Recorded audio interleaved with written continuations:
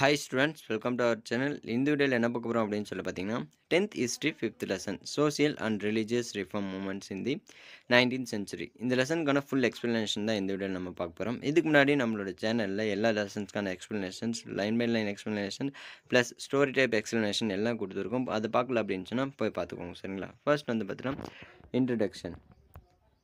English education introduced with the objective of producing clerks also produced a new English educated middle class. This class came under the influence of Western idea and thoughts. அதாவது British வந்து நம்ம rule பண்ணதில் ஒரு முக்கியமான ஒரு நல்ல விஷயம் என்ன அப்படின்னு சொல்லி பார்த்தீங்கன்னா, அவங்க நமக்கு எஜுகேஷன் அப்படிங்கிறத வந்துட்டு ப்ரொவைட் பண்ணாங்க. அதுவும் வெஸ்டர்ன் எஜுகேஷன் வந்துட்டு ப்ரொவைட் பண்ணாங்க. அந்த வெஸ்டர்ன் எஜுகேஷன் வந்து பார்த்தோன்னா நம்மளோட இந்தியன் கல்ச்சரில் இந்தியாவில் இருக்கக்கூடிய மிடில் கிளாஸ் பீப்புள்ஸ் நிறைய பேர் வந்துட்டு லேர்ன் பண்ணாங்க. அந்த வெஸ்டர்ன் எஜுகேஷன் லேர்ன் பண்ணதுனால நிறைய அவேர்னஸ், நிறைய இன்ஃபர்மேஷன்ஸ் வந்துட்டு அவங்களுக்கு தெரிய வந்துச்சு. சரிங்களா? அது மட்டும் இல்லாமல் அது வந்துட்டு நிறைய வெஸ்டர்ன் ஐடியாஸும் அவங்கள வந்துட்டு இன்ஃப்ளூயன்ஸ் பண்ணுச்சு. Christianity also had its effect on the newly emerging middle classes. Through small in number, the educated middle class began to take a lead in political as well as reform movements. அதுக்கு தகுந்த மாதிரி middle class peoples, educated middle class பீப்புள்ஸ்க்கு வந்து பார்த்தீங்கன்னா political தாட்ஸும் வந்துட்டு உதிக்க ஆரம்பிக்குது. Political ஆக்டிவிட்டீஸ்லும் வந்துட்டு அவங்க இன்வால்வ் ஆக ஆரம்பிக்கிறாங்க. சரிங்களா? அதேமாதிரி பொலிட்டிக்கல் மூமெண்ட்ஸும் பொலிட்டிக்கல் ஆர்கனைசேஷன்ஸும் உருவாக்குறாங்க. The Indian reformers were however quite assisted to subject their old notions and habits to critically scrutiny. Instead, they were attempted to harmonize the both Indian and Western cultures. அதாவது இந்தியாவில் இருக்கக்கூடிய மக்கள்லாம் என்ன நினச்சாங்க அப்படின்னு சொன்னால், அவங்களோட பழங்காலத்தில் அவங்களோட கலாச்சாரம், அவங்களோட பண்பாடு எப்படி இருந்துச்சோ அதை மறுபடியும் ரீகன்ஸ்ட்ரக்ட் பண்ணணும் அப்படின்னு சொல்லி நினைச்சாங்க. சரிங்களா? அது மட்டும் இல்லாமல் வெஸ்டர்ன் எஜுகேஷனும், வெஸ்டர்ன் நாலேஜும், வெஸ்டர்ன் கல்ச்சரும் வந்து பார்த்தீங்கன்னா நம்மளோட கல்ச்சருக்குள்ளார, நம்மளோட ட்ரெடிஷனுக்குள்ளார ஈக்குவலாக கொண்டு போகணும் அப்படின்னு சொல்லி நினச்சாங்க. Their idea and their actions helped to mitigate social evils such as sati, female infanticide and child marriage and various superstitious beliefs. அவங்களோட முயற்சிகள் மூலமாக வந்து பார்த்திங்கன்னா இந்தியாவில் வந்துட்டு சதி அப்படின்னு சொல்லப்பட்ட, இப்போது சதி அப்படின்னு சொன்னால் பெண்கள் வந்துட்டு அவங்களோட கணவர்மார் இறந்து போயிட்டாங்க அப்படின்னு சொன்னால் அவங்களும் சேர்ந்து தீயில இறங்கி இறந்து போனோம் அப்படிங்கிறது தான் சதி அப்படின்னு சொல்லுவாங்க. அதுக்கடுத்து ஃபீமேல் இன்ஃபான்டிசைட் அப்படின்னு சொன்னால் பெண்கள் வந்துட்டு பெண் அடிமைத்தனத்தை ஒழிக்கிறதுக்கு பாடுபட்டுருக்காங்க. அதுக்கடுத்து குழந்தை திருமணம், அதுக்கடுத்து சூப்பர்ஸ்டிஷியஸ் பிலீஃப்ஸ் அப்படின்னு சொன்னால் மூட பழக்க வழக்கங்கள், அதெல்லாம் மாற்றுறதுக்காக இந்த வெஸ்டர்ன் ஐடியாஸ் இங்கே இருக்கக்கூடிய Indian middle class peoples, educated peoples வந்துட்டு யூஸ் பண்ணாங்க அப்படின்னு சொல்லப்படுது. சொல்லுங்க. The reform movements of the 19th century in the realm of religion fall under the board of categories.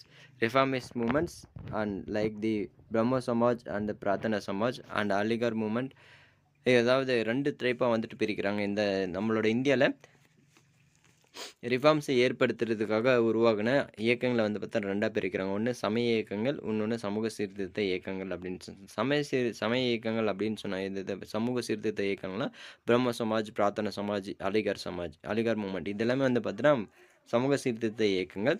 அதுக்கடுத்து ரிவைவலிஸ்ட் அப்படின்னு சொன்னால் சமய சீர்திருத்த இயக்கங்கள். சரிங்களா? ஆரிய சமாஜ், ராமகிருஷ்ண மிஷன், தியோபந்த் மூமெண்ட் இதெல்லாம் வந்து பார்த்தீங்கன்னா சமய சீர்திருத்த இயக்கங்கள். இந்த 2 இயக்கங்களும் எதுக்காக பயன்படுத்துச்சு அப்படின்னு சொன்னால் இந்தியாவில் இருக்கக்கூடிய சூப்பர்ஸ்டிஷியஸ் பிலீப்ஸ், அதே மாதிரி சதி, இந்த மாதிரியான சோசியல் எரடிகேஷன்ஸ், இந்த மாதிரியான ஆக்டிவிட்டீஸை ஒழிக்கணும் அப்படிங்கிறதுக்காக, சமூக சமநிலையை கொண்டு வரணும் அப்படிங்கிறதுக்காக உருவாக்கப்பட்ட ஒரு ஆர்கனைசேஷன்ஸ் தான் இதெல்லாம். சரிங்களா? There were also attempts to challenge the oppressive social structure by Jyotiba Phule in Pune, Narayana Guru and Ayangali in Kerala, Ramalinga Adigal and Ayodhidasar of Tamil Nadu. இந்த ஆர்கனைசேஷன்ஸ் எல்லாம், இந்த இயக்கங்கள்லாம் உருவாக்கணுங்க யார் அப்படின்னு சொல்லி பார்த்தா முக்கியமான ஒருத்தராக கருதப்படுறவர் ஜோதிபா புலே. இவர் பூனேவை சேர்ந்தவர். அதுக்கடுத்து நாராயண குரு, ஐயங்காளி இவங்க 2 பேருமே கேரளாவை சேர்ந்தவங்க. அதுக்கடுத்து ராமலிங்க அடிகள், அயோத்திதாச பண்டிதர் இவங்க எல்லாமே அதை பார்த்து தமிழ்நாட்டிலேருந்து உருவாகி இருக்கக்கூடிய மிகப்பெரிய சீர்திருத்தவாதிகள். சரிங்களா? அதுக்கடுத்து வந்து பார்த்திங்கன்னா இயர்லி ரிஃபார்ம் மூமெண்ட்ஸ் இன் பெங்கால் அப்படின்னு சொல்லி பங்களாதேஷ் இருக்கிற அது எல்லாமே வந்து பெங்கால் அப்படின்னு சொல்லப்படுது. வெஸ்ட் பெங்கால், ஈஸ்ட் பெங்கால் எல்லாமே வந்து பார்த்தீங்கன்னா பெங்காலில் தான் இருந்துச்சு. அந்த பகுதிகளில் எந்த மாதிரியான இயர்லி ரிஃபார்ம் மூமெண்ட்ஸ், அதாவது ரிஃபார்ம் மூமெண்ட்ஸ் அப்படின்னு சொன்னால் மறுமலர்ச்சி இயக்கங்கள் அப்படின்னு சொல்லலாம். அவங்கெல்லாம் யார் உருவாக்குனாங்க அப்படின்னு சொல்லி பார்ப்போம். ராஜாராம் மோகன் ராய் அண்ட் பிரம்மோ சமாஜ். ராஜாராம் மோகன் ராய் அப்படிங்கிறது பிரம்மோ சமாஜை வந்துட்டு உருவாக்குறாரு.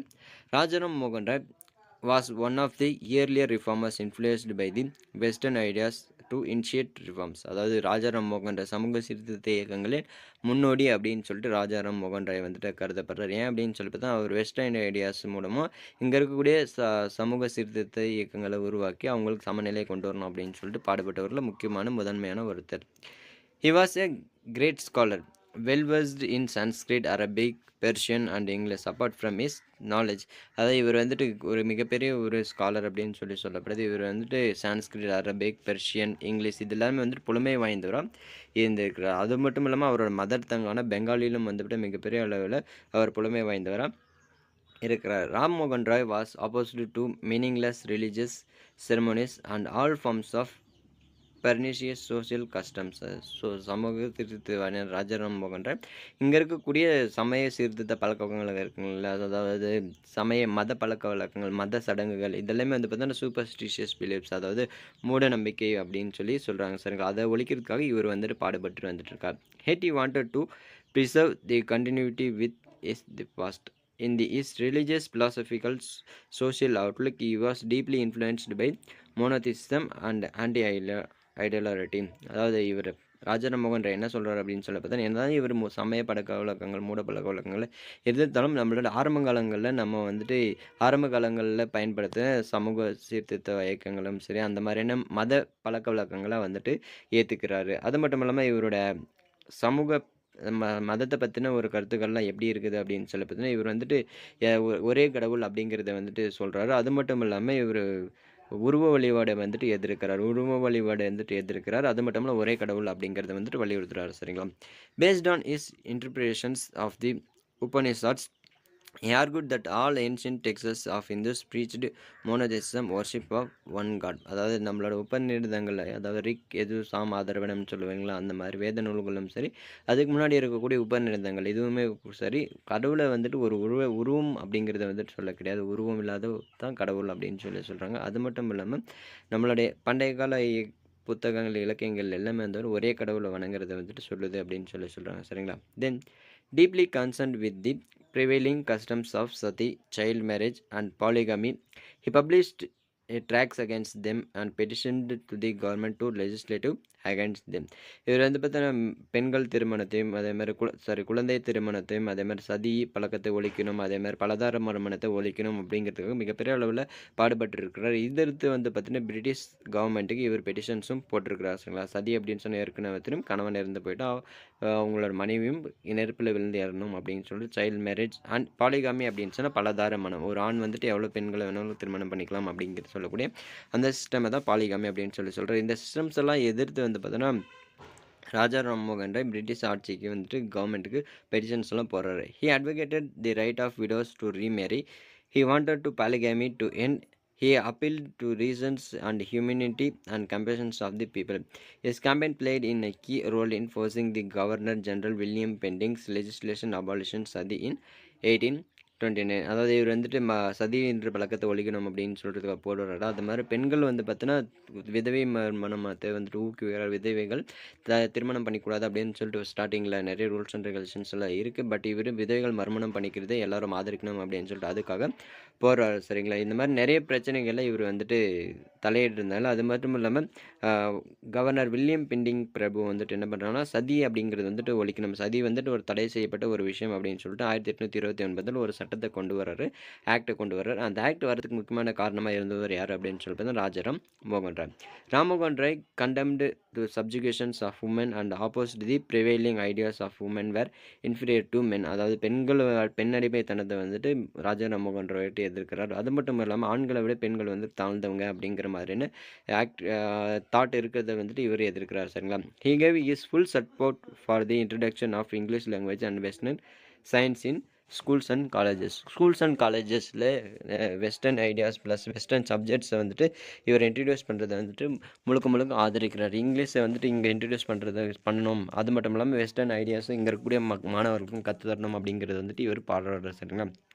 அதுக்கடுத்து ராம் மோகன் Rai founded a Brahmo Samaj on 20th August 1828. He opened a temple in Kolkata where there were no image.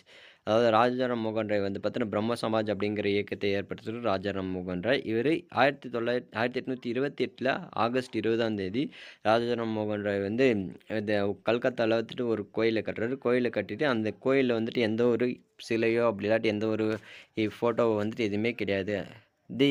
He laid down no religious should be revealed or slightly contemptuously spoken of allowed to.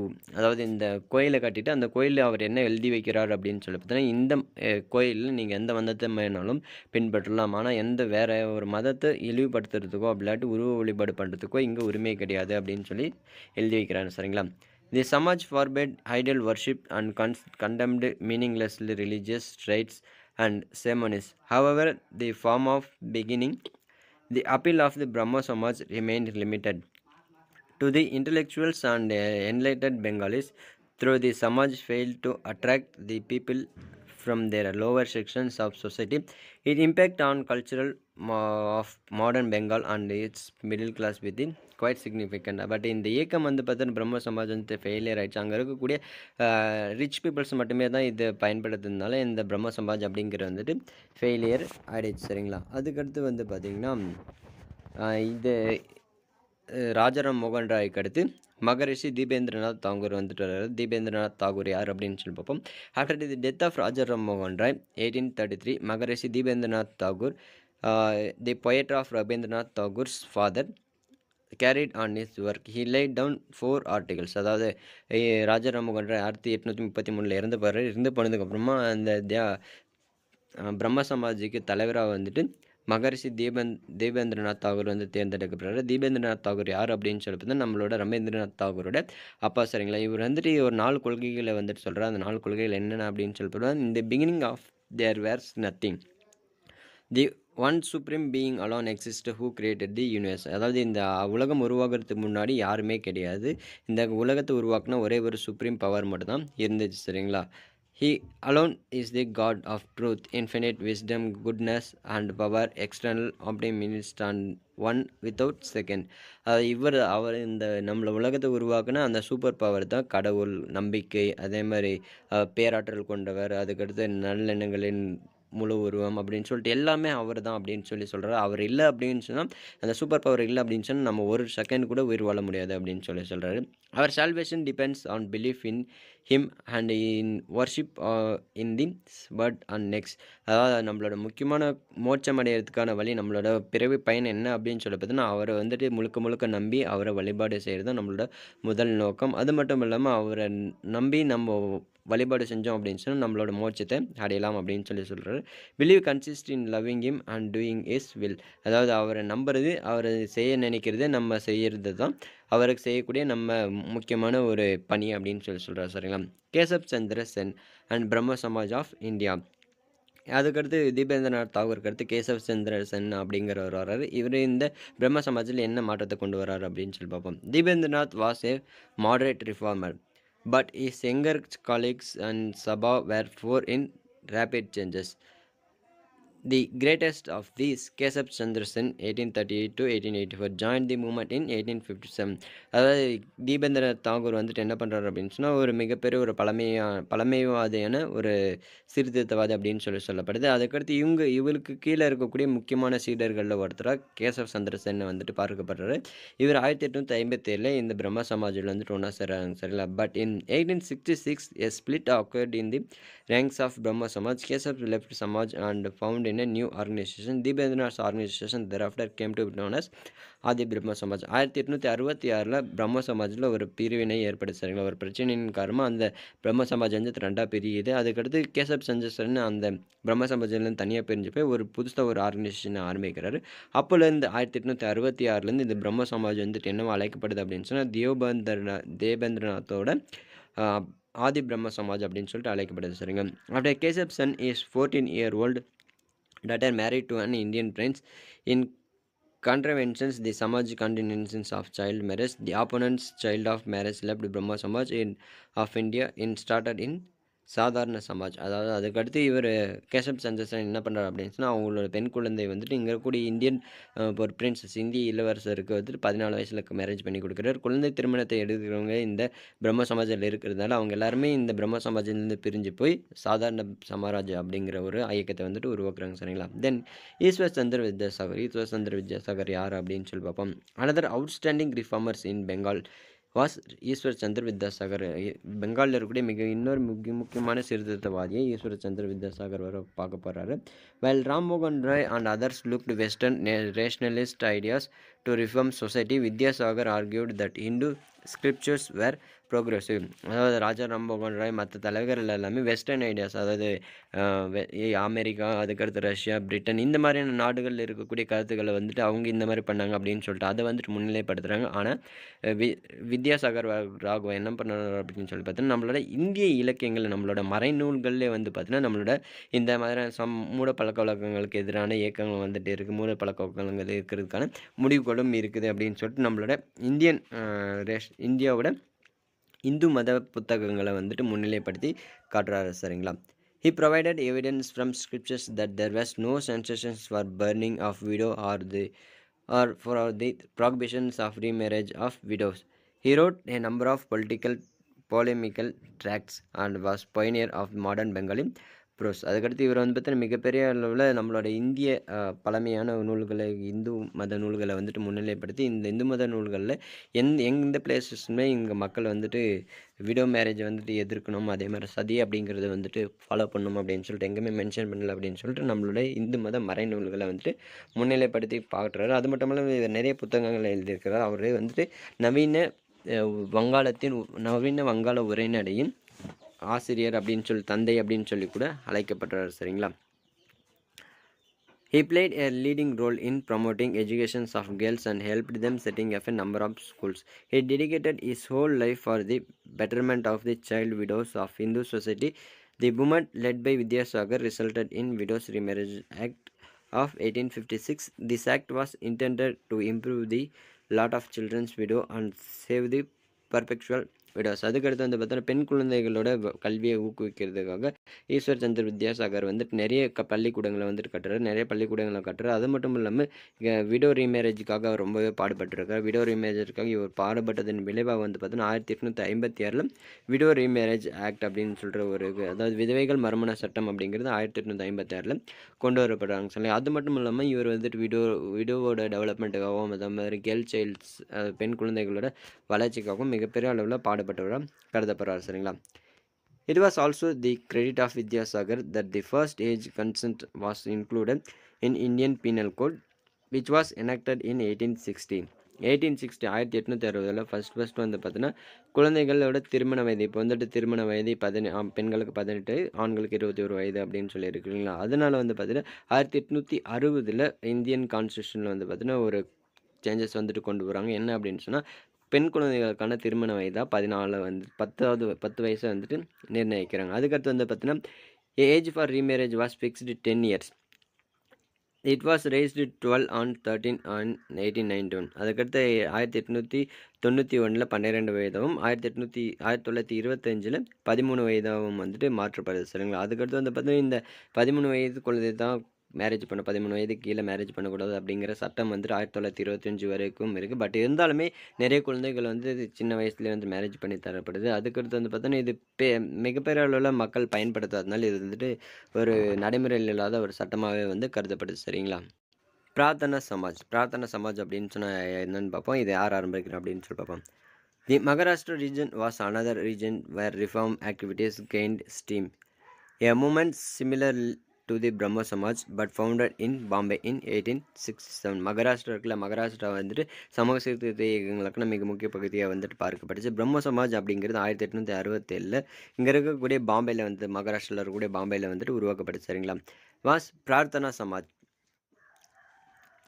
It was founder was doctor Atmaram Pandurang. இந்த பிரார்த்தனா சமாஜம் வந்து 1867 பம்பாயில் யார் உருவாக்குறாங்க அப்படின்னு சொல்லி பார்த்தீங்கன்னா doctor Atmaram Pandurang அப்படிங்கிறவர் வந்து உருவாக்குறாரு. The two distinguished members of this Samaj were Bhandarkar and justice Mahadev Govind Ranade. இதில் இருக்கக்கூடிய இந்த இயக்கத்தோட மிக முக்கியமான தலைவர்களாக பார்க்கப்படுவங்க யார் அப்படின்னு சொல்லி பார்த்தீங்கன்னா பந்தர்கர், அதுக்கடுத்து ஜஸ்டிஸ் எம்ஜி ரானடே, மகாதேவ் கோவிந்த் ரானடே அப்படின்னு சொல்லுவாங்க. அப்படிலாம் ஷார்ட்டாக எம்ஜி ரானடே அப்படின்னு சொல்லுவாங்க. இவங்க மிக முக்கிய தலைவர்களாக பார்க்கப்படுறாங்க. சரிங்களா? They devoted themselves to activities such as interior caste dining and intercaste marriage, widow remarriage and improvement of women and depressed class. இவங்க ரெண்டு பேருமே சேர்ந்து வந்து பார்த்தீங்கன்னா அங்கே இருக்கக்கூடிய அதாவது சமதர்ம உணவு அருந்தும் விடுதி, அந்த மாதிரியான இன்டர்காஸ்ட் மேரேஜ், அதுக்கடுத்து விடோரி மேரேஜ், முதிதர்கள் திருமணம் இந்த மாதிரியான நிறைய இயக்கங்களுக்கு வந்து முன்னோடியாக வந்துட்டு இருந்திருக்கிறாங்க. மக்களோட சமூக சீர்திருத்த இயக்கங்களுக்கு மிக முக்கியமான தலைவர்களாக வந்துட்டு கருதப்படுறாங்க. சரிங்களா? அதுக்கடுத்து வந்து பார்த்தீங்கன்னா விடோரி marriage Ranade M G Ranade founded of widow remarriage association. Widow remarriage association 1861, அதாவது விதவைகள் மறுமணம் சங்கத்தை 1861 எம்ஜி ரானடே வந்துட்டு உருவாக்குறாரு. தி பூனா சர்வஜைனிக் சபா 1870 பூனா சர்வஜைனிக் சபா அப்படிங்கிறது உருவாக்குறாரு. அதுக்கடுத்து 1884 டெக்கான் எஜுகேஷன் சொசைட்டி அப்படிங்கிறது வந்து பார்த்தீங்கன்னா எம்ஜி ரானடே உருவாக்குறாரு. இவர் ஒரு ஜஸ்டிஸ். சரிங்களா? அதுக்கடுத்து வந்து பார்த்தீங்கன்னா இந்த பிரார்த்தனா சமாஜை உருவாக்குறாரு டாக்டர் ஆத்மாராம் பாண்டுரங். தென் இந்து ரிவைவலிசம், அதாவது இது வரைக்கும் நம்ம பார்த்தது சமூக சீர்திருத்த இயக்கங்கள். இப்போ நம்ம பார்க்க போகிறது சமய சீர்திருத்த இயக்கங்கள். சமய இயக்கங்கள் நம்மளோட இந்து ரிலிஜனை மீட்டு கொண்டு வர்றது மூலமாக நம்மளோட சமூகத்தில் சமூக சீர்திருத்தத்தை ஏற்படுத்தலாம் அப்படின்னு சொல்லி உருவாக்கப்பட்ட ஒரு சில சமய சீர்திருத்த இயக்கங்களை தான் இப்போ பார்க்க போகிறோம். இந்து ரிவைவலிசம், இந்து மறுமலர்ச்சி. ரிவைவலிசம் அப்படின்னு சொன்னால் மறுமலர்ச்சி. சுவாமி தயானந்த் சரஸ்வதி அண்ட் ஆரிய சமாஜ். சுவாமி தயானந்த சரஸ்வதி ஆரிய சமாஜை வந்துட்டு 1875 ஏற்படுத்துகிறார். ஆரிய சமாஜோட முக்கியமான நோக்கங்கள் என்ன அப்படின்னு சொல்லி பார்ப்போம். In the punch of the reform movements was spearhead by the Arya Samaj. It was founded in 1875 by a wandering ascetic in the western Gangetic plain, Swami Dayananda Saraswati. 1875 பஞ்சாபில் இருக்கக்கூடிய பஞ்சாபில் வந்துட்டு உருவாக்கப்படுற ஒரு இயக்கம் தான் ஆரிய சமாஜ். இந்த ஆரிய சமாஜை உருவாக்குறவர் சுவாமி தயானந்த சரஸ்வதி தான் உருவாக்குறாரு.